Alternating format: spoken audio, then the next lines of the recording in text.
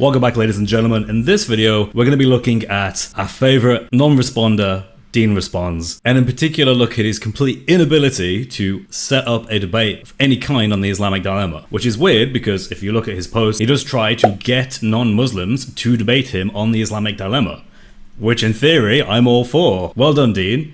Keep debating the Islamic dilemma. The problem is, though, is that when he actually tries to engage you about this, it becomes very clear he does not want to debate the Islamic dilemma, which I thought was the whole point of the debate that he wanted to set up, especially if you read this post. But no, he wants to debate other things. Many months ago, although it seems like forever since this happened, but me and Deen were on Testify's live stream with the Bush, and we had a brief interaction with the Islamic dilemma before they shifted it onto a different topic, because of course they would. But Deen said he wanted very much to have a debate on this, and I agreed. We then had a back and forth, and let me show you what these messages are so you guys can see. Okay, so this is my chat with Deen on X. I'm going to show you this so everyone understands what is happening here. That Deen is basically refusing to debate the Islamic dilemma. He wants to use it as a gateway to debate other topics that he chooses. And when I offer him the opportunity to debate the Islamic dilemma in as fair of an environment as I can possibly make for him, he refuses to do it. So I'm going to go back right from the beginning. This is like a message that I sent just thanking him for the first debate we had. And he responds back in kind. Great stuff. That was in September the 11th of last year. Then we get to what's been going on this year. So this is July the 2nd. Hello, Chris. Let's get the debate going. I'm ready for next week at any time. I gave you one condition, and that is that you give me someone to debate whether Jesus claims to be God in the Gospels. Which is slightly weird, because why do I have to give you someone to debate for a different topic? I don't understand why I'm all of a sudden the guy that has to arrange his own debates for him. If you're going to debate me on the Islamic dilemma, Deen, then just debate me on the Islamic dilemma. You don't need to have me as your field guy that runs around getting other people to debate other topics for you. Weird. He has a lot of confidence in my ability to schedule other debates for him. Okay. He then says, so we're going to have one debate on the Islamic dilemma, and you can bring someone to debate on your behalf for the second topic. Again, I think it's kind of weird he has to frame it in context of a different other debate that's also happening. But I thought, well, as long as there's a distinction between the two, and I'm just going to debate on the thing I want to debate about, which is the Islamic dilemma, the thing that we both have a passion for, both me and Deen, then that makes sense. So I thought, okay, so I respond with, hi Deen, hope you're doing well. Did you manage to reach out to Monday Debates? I'd like to have our debate on the Islamic dilemma on their platform. We should separate these into two debates. Our debate on the Islamic dilemma, and the other debate you can arrange with another Christian and plan it with them. I can help get the message out to Christian brothers and ask if they'd like to debate you on Jesus being God in the Gospels, if you like, and see what they say. Deen says, yeah, that all sounds good to me. This is now the next day. Then he follows up with, before we send an email to Modern Day, get your representative Christian ready. Which again is weird. I don't know why this other Christian in this other hypothetical debate is now my representative, but it's just kind of weird language, but alright, fine. Then he responds later the same day, I found a Christian to debate, so let's run the Islamic dilemma afterwards. Are you able to debate it next month? So he goes from wanting to debate it within a week's time frame, and now he's like, actually, no, I want to delay it for a whole month. Weird, but okay, still fine. Still okay with that. So I respond to him on the same day. I should be free to debate the Islamic dilemma with you next month on Monday Debate. You can let Modern Day Debate know. We both agree to debate the Islamic dilemma, and they can arrange a date and time that works for us both. The next day, Deen responds, I'll let you know how it goes, but it seems like David is interested in a moderated debate on Modern Day that I've been trying to get for a while. I'm sure you wouldn't mind him debating me instead. So this, to me, starts to signal red flags. I think he's trying to make excuses that he doesn't want to actually do this debate anymore. But anyway, I had this idea, and I responded to him with the following. I don't mind if you want to debate David Wood instead. He mentioned he'd be happy with a 1v1 or a 2v2 on the Islamic dilemma. I'm happy with that too, as long as the other Muslim hasn't been involved in doxing or associated with doxing. To which, no response for over a month. He makes me wait over a month and 3 days for a response. But he does respond eventually. Deenresponds does remember that he's all about responding. He says, "Hey Chris, so you can come on my platform with a mod of your choice for a debate on the Islamic dilemma, but I want another debate on another topic. Is there a Christian dilemma? I'm offering this to multiple people as well, so it's not a guarantee if you reply too late." I think he's kind of doing the whole, this is a limited time offer. So you better take this up quick because it'll be gone and I won't be debating anymore. So you can see he went silent for a month rather than taking up my opportunity to do a 2v2 or 1v1 on Monday debate, which was sad. I really wanted that to happen, but he just didn't respond. And then he comes back, basically changing it all up, saying, no, not Monday debate, not a neutral platform. Instead, come on my platform, bring a mod of your choice, which is ultimately, I don't understand why people say that, because it doesn't really do much given that they're not actually a mod, because the only mod is the person who controls the stream. Like, the mod you bring on can't pause or mute anyone, so they're not really a mod in any sense, but okay. But you can see he wants to shift it to, is there a Christian dilemma? So he doesn't want to debate the Islamic dilemma specifically, he wants to debate other things, and he just wants to use the Islamic dilemma to debate other things. Because he knows he will lose tragically. I respond, and I actually make him wait for this one, but I respond, I debate on the Islamic dilemma and just that topic. I do Monday Debater's platform or another platform I know I can trust. He replies the day after saying, no, so you and Apostate Prophet are doing the same thing, where you don't want to debate anything where you're on the defense. This is a common thing from you guys. Also, I debated on GodLogic's platform and Testify's platform, and yet you can't come on mine. I'm not interested. And that's it. There's no more messages after that, and that was on August the 14th. So there are many issues I have with this, just generally. Generally.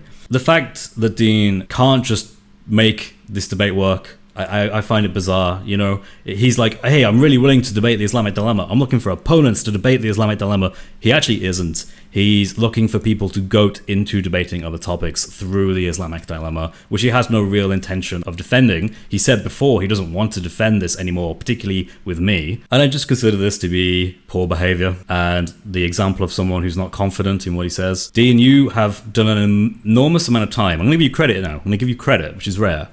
You have put in an enormous amount of time into studying the Islamic dilemma. So have I. In fact, I'm actually writing a book on it, believe it or not. Yes, Dean, that's going to come out at some point. And it's not like the books that the Dawa guys write. This one will actually happen. But you won't debate with me in a neutral setting. In a neutral setting. You won't debate. When I say I agree to it, we'll do Islamic dilemma debate on Monday debate platform, which is neutral. It's a totally separate host from either of us. It's the most neutral thing I can do. It's the most scheduled thing. It'll bring a huge audience. It seems to be everything we both want. And yet you go silent on me.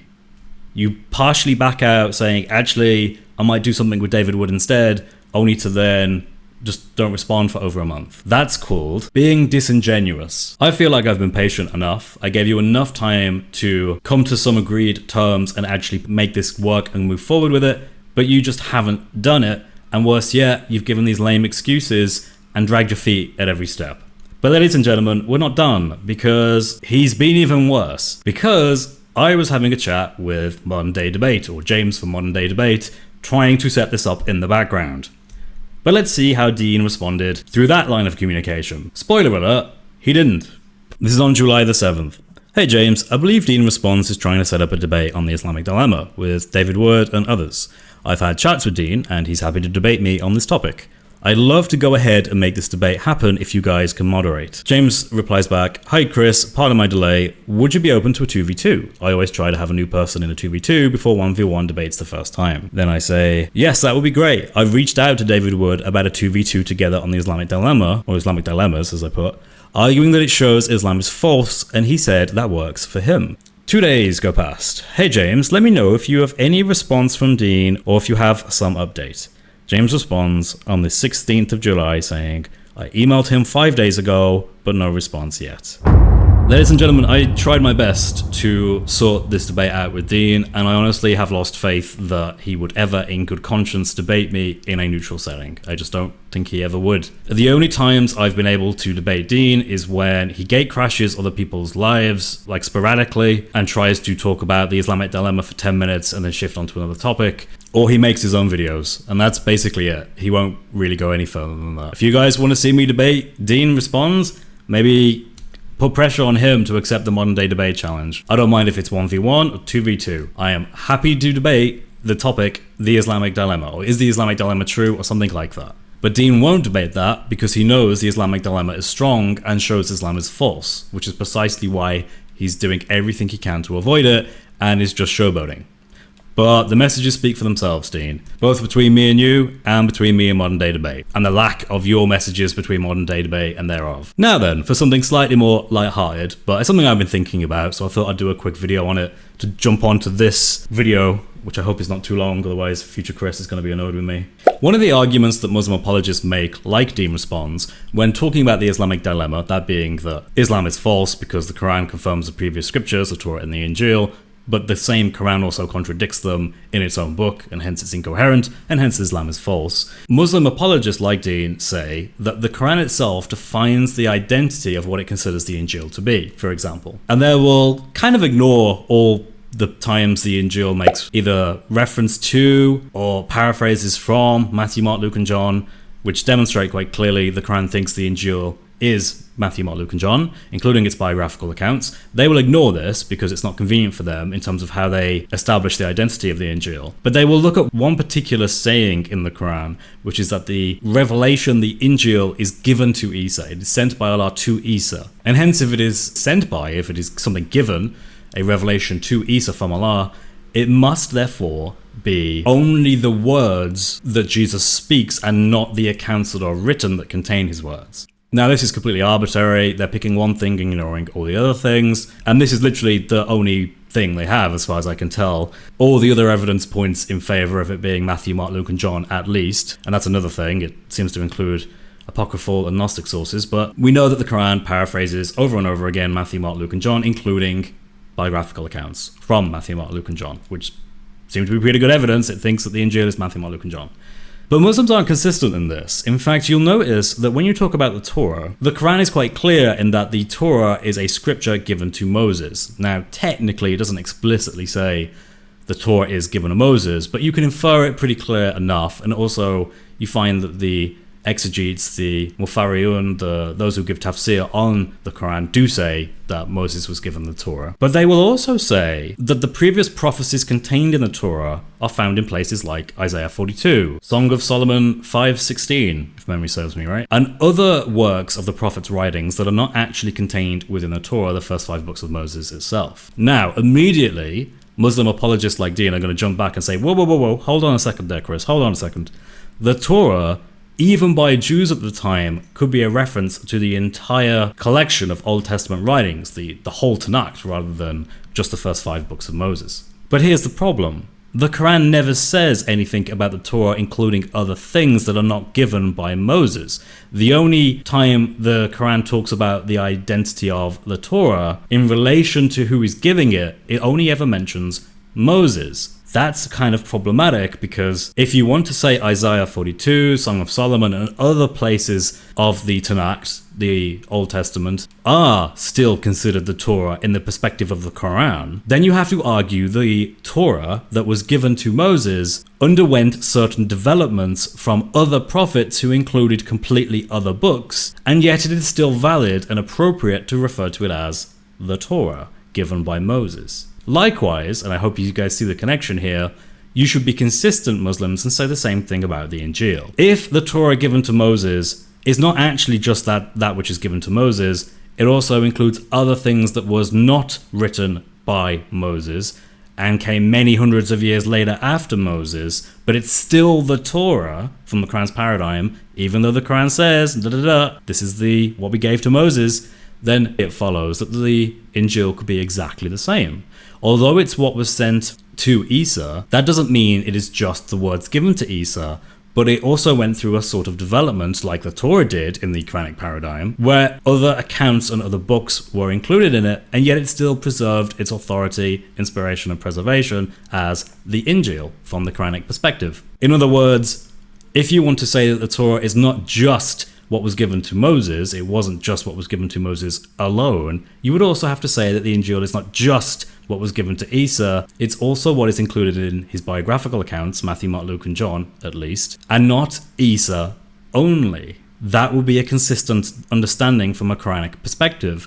But I have a suspicious feeling you guys aren't going to like that, and you're going to instead take one perspective for one part of the Quran and a totally different perspective for another part of the Quran to avoid this consistency that you don't want. You don't want the Quran to be consistent here, because it would ruin your entire argument. Anyway, ladies and gentlemen, this has just been a quick video. People have been asking me about the debate with Dean, and I thought it's about time that I set the record straight and show people exactly what he's been doing. The solution to this, Dean, is simple if you're watching, and I know you're watching, you're always watching. Just set up a debate with Monday Debate, like reply to the emails and stop dragging your feet. If you're terrified of the Islamic dilemma, just be honest and tell people that you won't debate it. You know full well that Islam is false and you're just trying to kick the can down the road as far as you can. But anyway, ladies and gentlemen, God bless you all. That includes you, Dean, and have a great day. God bless.